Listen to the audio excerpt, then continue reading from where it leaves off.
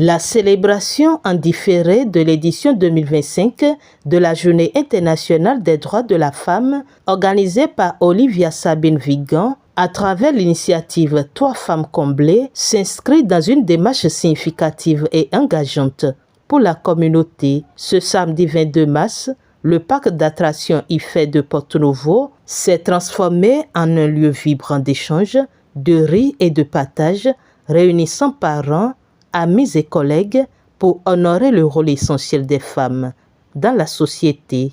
Nos chemins ont peut-être pris des directions différentes au fil du temps, mais aujourd'hui, nous nous rassemblons non seulement pour partager des souvenirs, mais aussi pour réaffirmer notre engagement envers une société plus juste et égalitaire. La femme est le pilier de nos communautés, de nos familles, de notre société.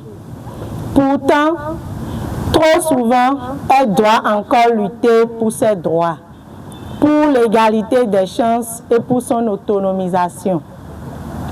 Nous devons continuer à soutenir l'éducation des filles, l'indépendance économique des femmes et leur pleine participation à toutes les sphères de la société.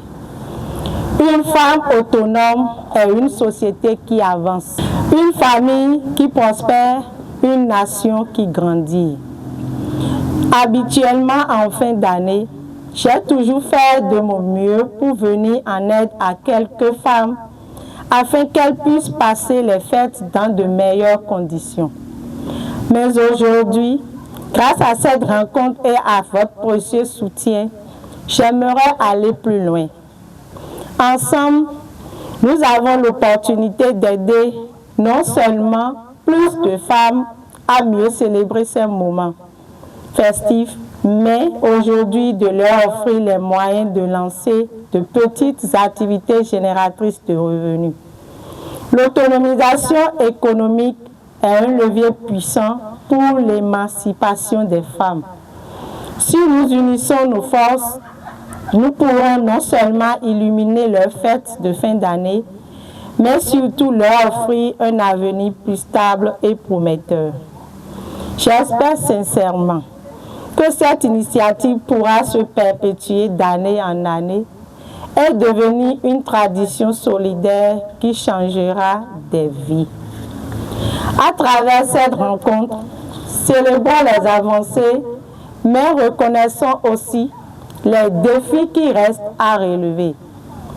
Engageons-nous, chacun à notre niveau, à être des acteurs du changement, à encourager nos sœurs, nos filles, nos amis à aller au bout de leurs rêves, sans barrière ni préjugés. Sous le thème central, pour toutes les femmes et les filles, droit, égalité et autonomisation, cette rencontre a permis de mettre en lumière des enjeux cruciaux liés à l'autonomisation socio-économique des femmes, notamment à travers une communication enrichissante sur l'état des lieux des investissements en faveur de la femme au Bénin. Quand on parle d'autonomisation de la femme, l'État béninois et les institutions internationales et locales œuvrent pour amener la femme, n'est-ce pas, à être autonome, pour lutter contre les violences auxquelles la femme est confrontée, la femme est soumise. Alors, nous avons fait l'état des lieux de tout ce que l'État fait, de toutes les actions menées par l'État dans le cadre de contribuer, n'est-ce pas, à l'autonomisation socio-économique de la femme. Alors, qu'est-ce que nous avons dit? L'État, dans ce cadre, a pris des textes de loi protégeant la femme. Les textes de loi que nous avons demandé à tous les participants de vulgariser dans toutes les contrées, parce que toutes les femmes ne sont pas ici aujourd'hui. Donc ceux qui sont là vont servir de quoi de transmission pour que les femmes rurales, les femmes dans toutes les contrées puissent avoir l'information. Donc l'État a pris des textes de loi, l'État a mis en œuvre, n'est-ce pas, des projets phares tels que le microcrédit à l'AFIA, le projet H, tout ce qui est comme activité que l'État mène pour permettre à la femme de se rendre autonome. La communication a été suivie d'un échange interactif où les participants ont posé des questions auxquelles des éléments de réponse ont été fournis, renforçant ainsi l'engagement collectif en faveur des droits des femmes. L'événement a su allier moments de détente et de jeu, des devinettes qui ont renforcé les liens entre les participants. Les gagnants des jeux ont été récompensés, ajoutant une touche festive à la célébration. Un déjeuner convivial a été également partagé, permettant à chacun de savourer des mets tout en continuant les échanges.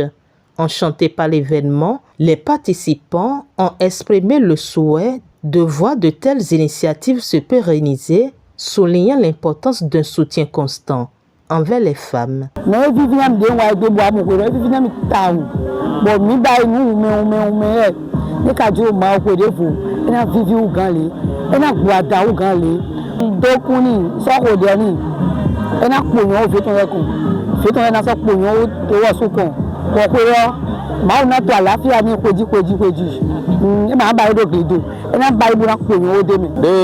Vigan Olivia, de organiser là, bon ce thème là, bon c'est nous aussi, il code mais il débat vivinami.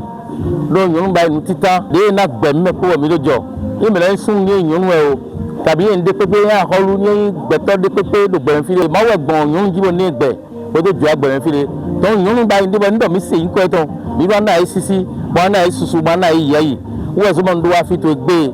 De ga wa nga mo nu iwa lo e ndebo e ja to vivi. Bo e na me ho ngbawu.